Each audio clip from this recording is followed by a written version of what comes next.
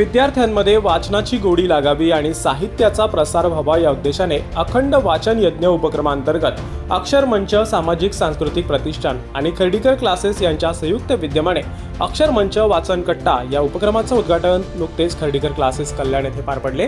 Doctor Yogesh Joshi यांच्या संकल्पनेतून साकारलेल्या या उपक्रमाच्या उद्घाटनासाठी कल्याण डोंबिवली महानगरपालिकेचे आयुक्त अभिनव गोयल प्रमुख पाहुणे म्हणून उपस्थित होते। तसेच कार्यकारी अभियंत्या Rohini Lokare, inner wheel club Dombivli पूर्वेच्या प्रेसिडेंट जयश्री पंडित आणि श्री गजानन विद्यालयाच्या मुख्याध्यापिका कांचन भालेराव यांची विशेष उपस्थिती होती। कार्यक्रमाची सुरुवात करताना डॉक्टर योगेश जोशी यांनी अखंड वाचन यज्ञ आणि अक्षर मंच वाचन कट्टा मागील भूमिका स्पष्ट केली। विद्यार्थी दशेत वाचनाचे महत्त्व अधोरेखित करत हा उपक्रम विद्यार्थ्यांच्या सर्वांगीण विकासासाठी एक मैलाचा दगड ठरेल असा विश्वास त्यांनी व्यक्त केला। यावेळी उपस्थित मान्यवरांनी आपल्या मनोगतातून वाचन संस्कृती जपण्याचं आवाहन केलंय।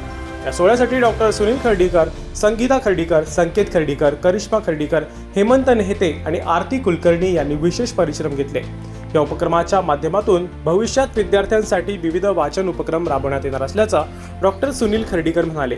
पुस्तकं ही केवळ कागदाची पानं नसून ती मानवी जीवनाची दिशा बदलणारी एक जिवंत प्रकाशवाट आहेत, असे मत डॉक्टर सुनील खर्डीकर यांनी MH मराठीशी बोलताना व्यक्त केलं।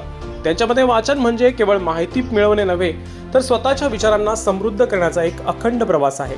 आजच्या धावपळीच्या युगात जेव्हा यंत्रांच्या आवाजात माणसाचा स्वतःचा आवाज हरवत चाललाय, तेव्हा एखादे पुस्तक हाच आपल्या सर्वात जवळचा आणि निस्वार्थी मित्र ठरतो।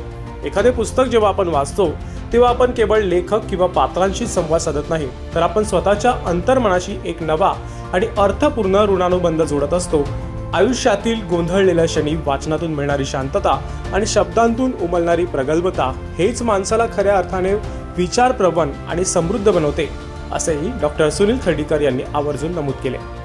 आयोजित उपक्रमात बोलताना महापालिका आयुक्त अभिनव गोयल यांनीही विद्यार्थ्यांना वाचनाचे महत्त्व सांगितले। मलाही वाचनाची प्रचंड आवड असून मी वेळ काढून पुस्तके वाचतो।